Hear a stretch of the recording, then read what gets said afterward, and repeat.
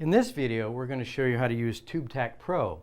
This is another adhesive offered by Auralex. Unlike studio foam, however, it's viewed as a permanent solution to attach your foam to the wall.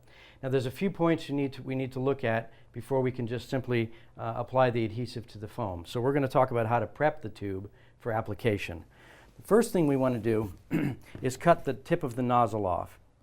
Now it's good to check the instructions. You can find them online as well. But in order to get the best usage of your Tubetak and to make sure that you get better control of the adhesive as you're applying it, it's important to cut it correctly. So rather than just slice off the tip of the tube, it's a good idea to introduce a little bit of an angle like I've done here. Okay, now step 2, the tube is still sealed. So we need to break the internal seal before the adhesive will come out. It doesn't take too much pressure. There we go, and you can see some of the adhesive on the end, so you know we've made a good perforation. Now once we've opened the tube, insert it into any standard size caulking gun for application, and we're ready to go. So we'll make a little room on our work surface here, and we'll apply some Tubetak to the back of the foam. Now there's a couple patterns that you can use. One would be simply applying horizontal lines across the back. To use a little less adhesive, you can start by making an X and then filling that in with horizontal lines as well as some vertical lines around the perimeter. So let's do that.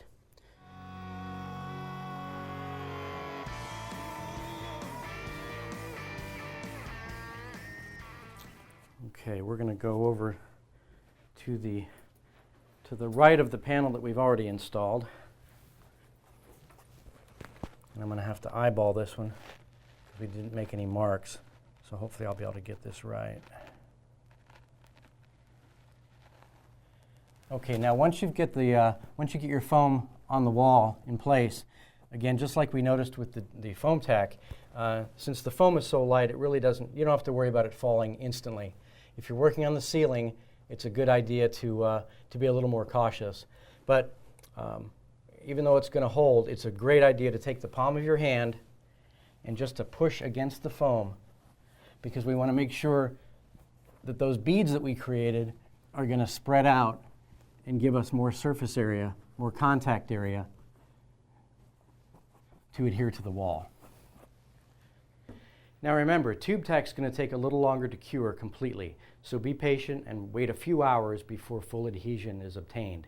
While you're waiting, as I mentioned earlier, if you have a heavier piece of foam or if you're putting the foam on the ceiling where there is a risk of it falling off, you can use some other method of temporary fastening to make sure that it stays in place while the Tubetak cures. So you can use T-pins or maybe some small finishing nails.